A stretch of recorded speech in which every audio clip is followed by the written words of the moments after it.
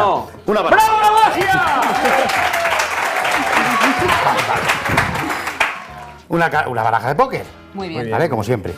Bien. Mira, voy a hacer una cosa. Voy pasando cartas y tú me dices ya cuando quieras. Ya. Ya, vale. ¿Esta o la que no he visto? Esa. Esta te la adivino así a pelo. O la que no he visto. La que no has visto, venga. Venga, un 8 en atención. Venga. Muy bien. Vale, enséñasela a todos. Mira, enséñamela, no sé. Que yo no la vea. Enséñasela al público, al público. ¿La has visto, Víctor? ¿La han visto ustedes? Sí. Pero susurren. ¿Ya? Muy bien. Bien. Mira, para que lo vea la cámara. No pasa nada. Mira, para que lo vea la cámara. Déjala ahí encima. Es que Sí, eso es un déjala truco encima. para cagarse. Estoy rápida, ¿eh? Cortamos. Muy bien, Vale. muy bien. Esta relación no va a ningún sitio. ¿Está claro? Cortamos. Bien. Ya tengo aquí una coctelera. Agitando. A ver, que voy a meter aquí lo que es la baraja. Vale. Así. Muy bien hecho. Y lo primero que tenemos que averiguar es el color. Muy bien. Lo tenéis claro el color. Sí. Sí. Vamos a ver. A ver.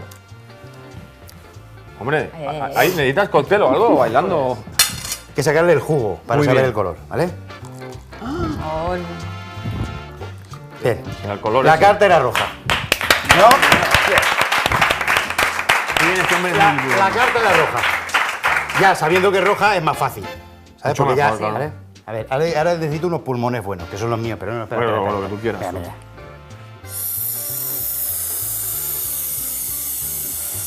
Cada vez me sorprende más este hombre, tú, lo que viene haciendo aquí. ¿Qué carta era tuya? el 3 de corazones. El 3 de corazones.